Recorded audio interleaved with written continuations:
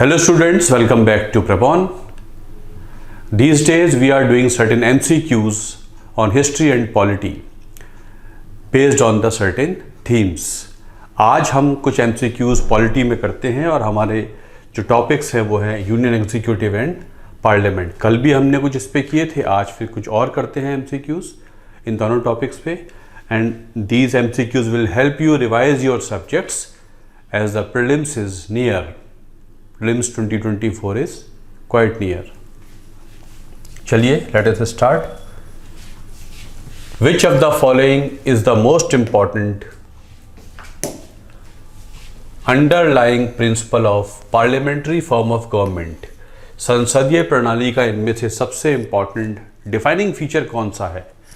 Separation of powers है, distribution of powers है, principle of collective responsibility to the lower house है, या nominal head of the state है. इनमें से कौन सा फीचर है जो पार्लियामेंट्री फॉर्म ऑफ गवर्नमेंट का सबसे डिफाइनिंग फीचर माना जाता है? तो पार्लियामेंट्री फॉर्म ऑफ गवर्नमेंट में executive is integral part of legislature. मतलब जो एमपीज होते हैं वही मंत्री भी बनते हैं. उनमें से कुछ जो सारे एमपीज होते हैं उनमें से कुछ मंत्री बन जाते हैं. तो सेपरेशन ऑफ पावर्स तो बहुत इंपॉर्टेंट फीचर नहीं होता है इसका. Distribution of powers is more defined in terms of you can say federal setup, federal system, but the most important principle is collective responsibility to the house of the people or lower house. सबसे important होता है जो सरकार होती है वो lower house को collectively responsible होती है. मतलब सरकार as a whole is responsible to the लोक सभा in our context. As per Article 75 Clause 3,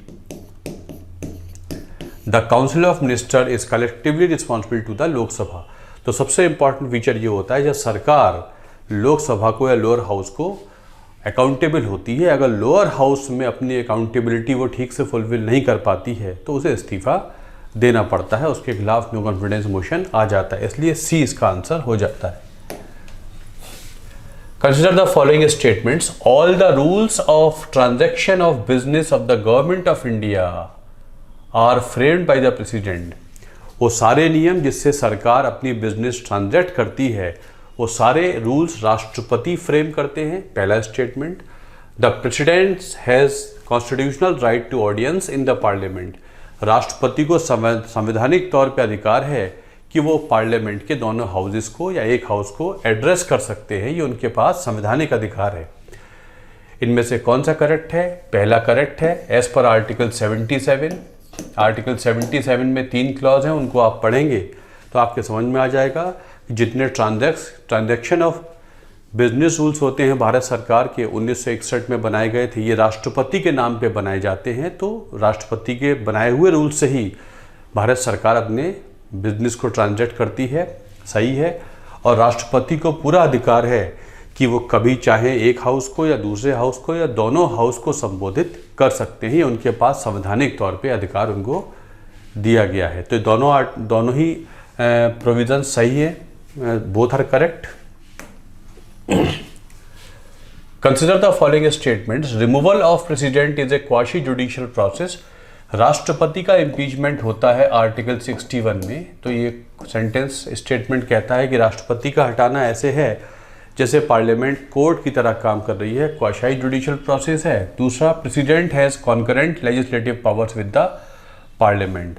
राष्ट्रपति के पास लॉ बनाने की वैसी ही पावर्स हैं और जैसे कि पार्लियामेंट के पास होती हैं. मतलब बिल्कुल कॉन्करेंट है. पार्लियामेंट भी बना सकती है, राष्ट्रपति भी बना सकते हैं. तो इनमें से क्या सही है? पहला स्टेटमेंट तो बिल्कुल सही है कि राष्ट्रपति का जो प्रोसेस है इम्पीचमेंट का वो क्वाशी जुडिशियल होता है. लेकिन राष्ट्रपति के पास लॉ बनाने की पावर जो आर्टिकल 123 में होती है, जिसे हम ऑर्डिनेंस कहते हैं, वो कॉन्करेंट नहीं है. वो तब है जब पार्लियामेंट सेशन में ना हो.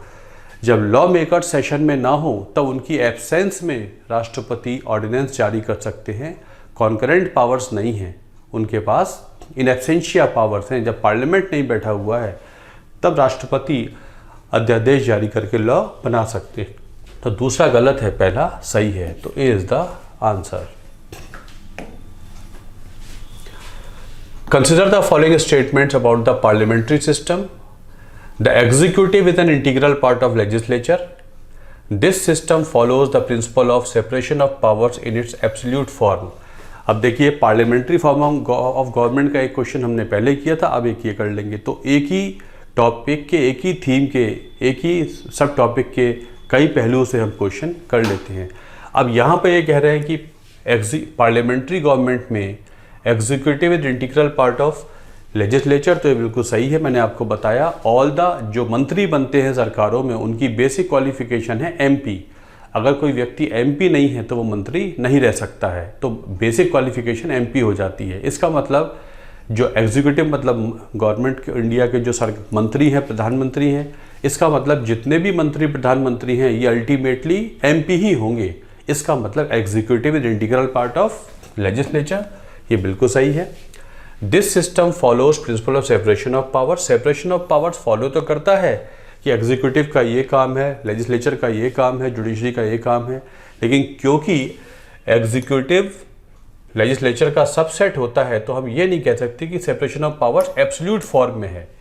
सेपरेशन ऑफ पावर्स होता तो है, एब्सोल्यूट फॉर्म में नहीं है, रादर डिफ्यूजन ऑफ पावर ज़्यादा है, क्योंकि जो सरकार में है उनमें से कुछ एमपी, उनमें से कुछ जो लेजिस्लेचर के एमपी होते हैं उनमें से कुछ एग्जीक्यूटिव भी बन जाते हैं। तो ये एब्सोल्यूट फॉर्म में नहीं है, जैसे अमेरिका में होता है, सरकार बिल्कुल अलग है, लेजिस्लेचर बिल्कुल अलग है और जुडिशरी अलग है। हमारे यहाँ ऐसा नहीं है, इसलिए दूसरा स्टेटमेंट गलत हो जाता है।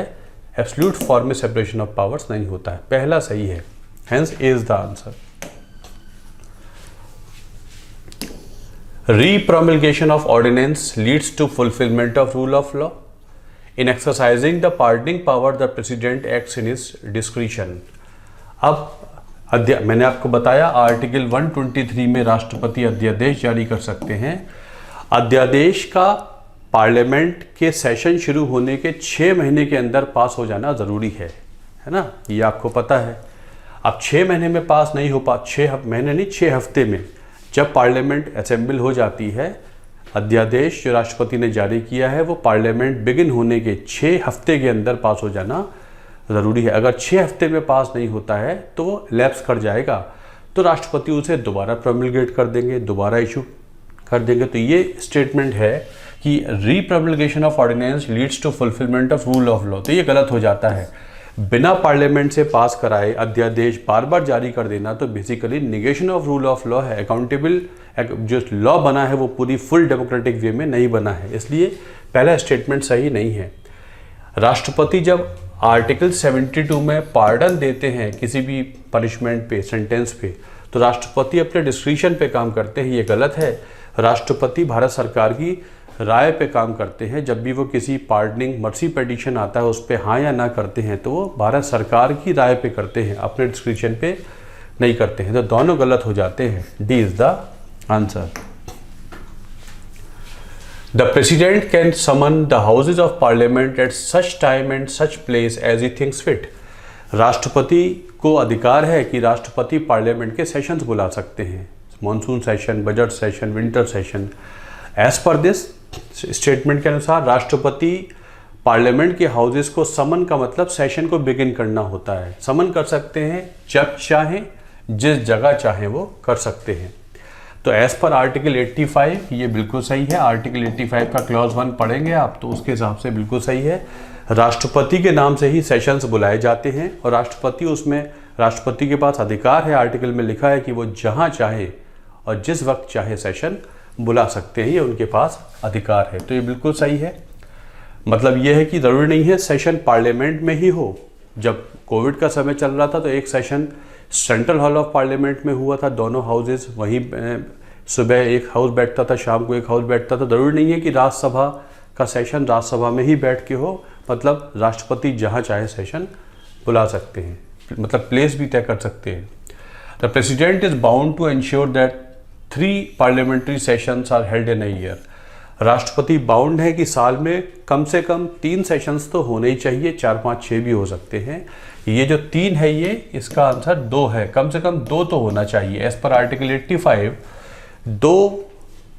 2 सिटिंग्स होती हैं उनके बीच का गैप 6 महीने से ज़्यादा नहीं हो सकता। मतलब साल में कम से कम 2 बार तो सिटिंग पार्लियामेंट करेगी। इसका मतलब 2 सिटिंग का गैप कम से कम 6 महीने से ज़्यादा नहीं हो सकता। इसका मतलब ये हुआ कम से कम 2 बार तो सेशन साल में होगा ही होगा, 3-4 पेश हो।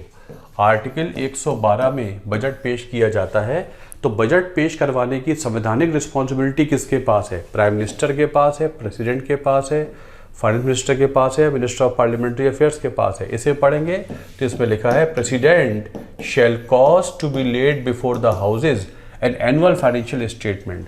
एनुअल फाइनेंशियल स्टेटमेंट का मतलब जिसे हम यूनियन बजट कहते हैं, संविधान में उसे एनुअल फाइनेंशियल स्टेटमेंट बोला गया है।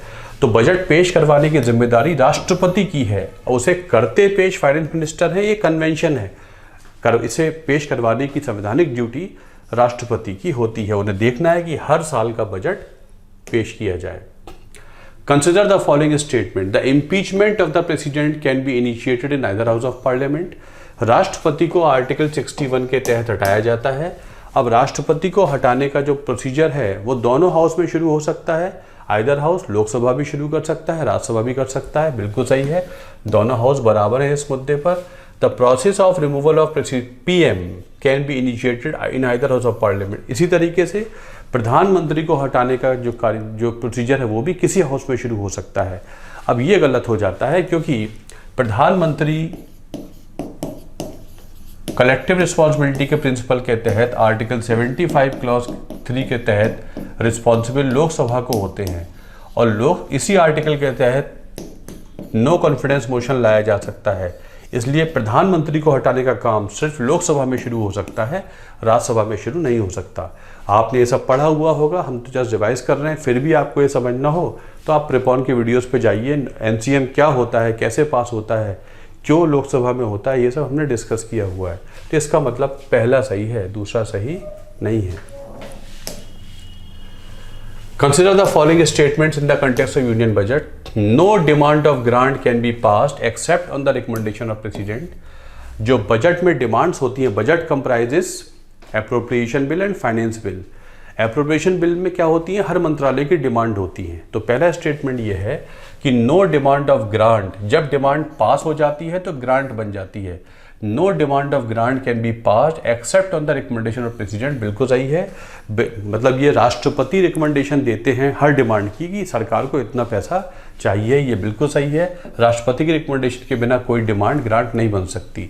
All the demands for grants are discussed and voted in the parliament before the final passage of budget. अब बजट बहुत लंबा चौड़ा डॉक्यूमेंट होता है, सारी जो डिमांड्स होती हैं वो डिस्कस नहीं हो पाती हैं, सिर्फ 4-5 इंपॉर्टेंट डिमांड डिस्कस होती हैं। पूरा बजट डिस्कस करेंगे तो फिर बहुत वक्त लगता है, इसलिए कुछ ही इंपॉर्टेंट डिमांड्स को डिस्कस करके बाकी डिमांड्स पे कट मोशन लगा देते हैं, गिलोटिन लगा देते हैं। मतलब उनको माना जाता है as if these have been discussed and passed. तो सारी डिमांड्स पे डिस्कशन और वोटिंग नहीं हो पाती है, कुछ ही पे होती है, बाकी सब में कट मोशन लगा दिया जाता है जिसे हम गिलोटिन कहते हैं।